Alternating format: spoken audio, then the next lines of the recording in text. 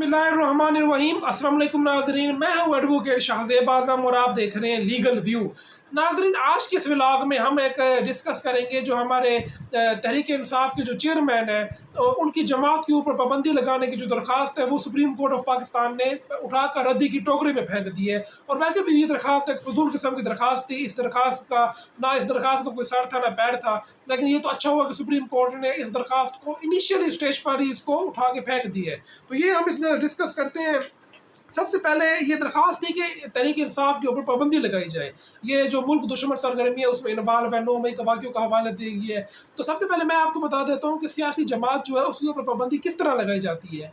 तो ये पाकिस्तान की तारीख में सिर्फ एक बार ही ऐसा हुआ है कि जो अवामी नेशनल पार्टी है, ये जो असफंद यार वली साहब जिस पार्टी में है, तो ये इनके ऊपर पाबंदी लगाई गई थी। 1971 की बात है ये गल पर, या मेरे ज़हन में डेट नहीं आ रही। तो ये पाकिस्तान की तारीख में सिर्फ ये वाहिद पार्टी है जिसके ऊपर पाबंदी लगाई गई थी।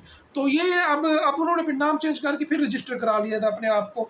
लेकिन जो पाबंदी लगाने का जो तरीक़ाकार है वो ये है कि अगर कोई सियासी जमात अगर मुल्क की सलामती, मुल्क की इंटेग्रिटी और मुल्क की जो सिक्योरिटी है उसके खिलाफ कोई काम करती है, कोई इक़दाम उठाती है, तो जो वफाकी हुकूमत है वो एक रेफरेंस भेजेगी सुप्रीम कोर्ट ऑफ पाकिस्तान को। और सुप्रीम कोर्ट ऑफ पाकिस्तान ने उसके आई थिंक 15 रोज़ में उसका फ़ैसला करना है कि ये चीज़ हो सकती है, ये पाबंदी लग सकती है या नहीं लग सकती। ये फ़ैसला सुप्रीम कोर्ट का होगा, कोई और नहीं कर सकता। और ये हमारा आइन का आर्टिकल 17 इस चीज़ को वैलिडेट करता है। और 17A में साफ लिखा हुआ है कि उसमें जो भी दरख्वास्त जाएगी या जो भी पटिशन जाएगी वो वफाकी हुकूमत की तरफ से जाएगी, कोई प्राइवेट शहरी नहीं भेजेगा। लेकिन अब ओन चौधरी साहब जो हैं, जो जिनको उर्फ़ आम में इमरान खान साहब इनको लोटे का खिताब देते हैं, या हमारी जो मैंने बहुत सारे लोगों से सुना है वो भी इनको लोटा कहते हैं।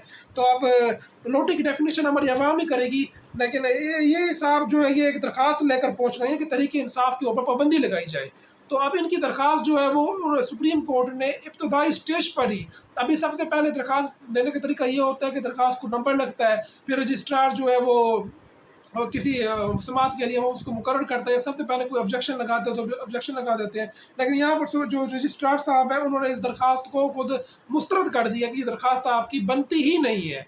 तो ये एक इनिशियल स्टेज के ऊपर बहुत अच्छा हुआ है। आप पता नहीं ओन चौधरी साहब के पीछे कौन था या कौन उनको कह रहा था कि आप ये दरख्वास्त लेकर जाएं। बहरहाल जो भी था, तो सुप्रीम कोर्ट ने ये बहुत ही अच्छे फैसले किया है, बहुत ही अहम फैसला है। ये एक प्रेसिडेंट भी है कि इस तरह की दरख्वास्तों को सुप्रीम कोर्ट ने इनिशियल स्टेज पर ही इनको ख़त्म कर दिया, इनको उठाकर रद्दी की टोकरी में हम कह सकते हैं फेंक दिए। तो अब पता नहीं इनके ऊपर अब ओन चौधरी साहब अब अपील करते हैं या नहीं करते। अपील करेंगे भी सही तो वो भी मुझे नहीं लगता कि सुप्रीम कोर्ट उसको इस तरह से इंटरटेन करेगी। अब जो सायरा बानो साहब है वो उनका फरमाना है कि जो उनके मुताबिक कि जिस तरह पूरी दुनिया को हज़रत ईसा का इंतज़ार है, लेकिन जो PTM वाले उनको फ़ायज़ ईसा का इंतज़ार है। तो फ़ायज़ ईसा साहब जब आएंगे तो वो पता नहीं इस दरख्वास्त का क्या करेंगे।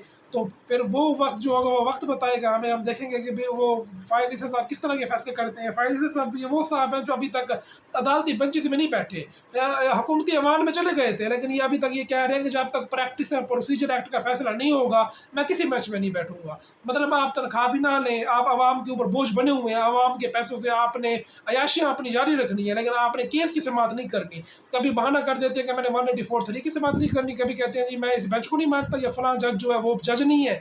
तो ये इस तरह की जब ड्रामेबाजियाँ उनकी अभी तक जारी हैं, तो या तो भैया आप सुप्रीम कोर्ट के जज हैं, हम आपसे सीखते हैं, तो आप हमें क्या सिखा रहे हैं कि आप कल को आपने जज बनने आगे तो आपने ये काम करनी है कि आप भी बेंच की तरह आप अपने साथी जजेस को कह देंगे मैं इस बेंच को ही नहीं मानता, मैं फलां फैसलों को नहीं मानता, जब तक वो नहीं आएगा तो मैं ये काम नहीं करूँगा। तो ये तो बच्चों वाली कहानियाँ हो गई। तो पता नहीं ये साहब हमारे अगले चीफ जस्टिस हैं, अब ये बनने के काबिल हैं भी सही या नहीं इसका फैसला हमारी आवाम करेगी। लेकिन हमारा कानून जो है वो तो फैसला कर चुका है। हमारे आइन के मुताबिक जो फ़ायज़ ईसा साहब हैं वो हमारे अगले आने वाले चीफ जस्टिस हैं, और हमारे आर्टिकल 204 के मुताबिक इनकी इज़्ज़त करना भी हमारे ऊपर फ़र्ज़ कर दिया गया कि आपने इनकी इज़्ज़त भी करनी है। अब वो बंदे जैसे भी हो तो हमारी इज़्ज़त करना हमारे ऊपर फ़र्ज़ है।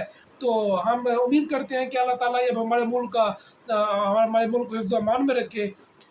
तो देखते हैं कि फ़ायज़ ईसा साहब किस तरह के फ़ैसले करेंगे आगे। लेकिन ये बहरहाल सुप्रीम कोर्ट ने एक अच्छी मिसाल कायम की है कि इस तरह की जो दरखास्तें हैं, जो पाबंदी वाली, जो सरकारी जो एक प्रॉक्सी वकीलों के ज़रिए दायर की जाती हैं, सुप्रीम कोर्ट ने इनिशियल स्टेज के ऊपर इन दरखास्तों को फेंक दिया है। तो नाज़रीन, मुझे अगली वीडियो तक के लिए इजाज़त दीजिए। अल्लाह हाफ़िज़।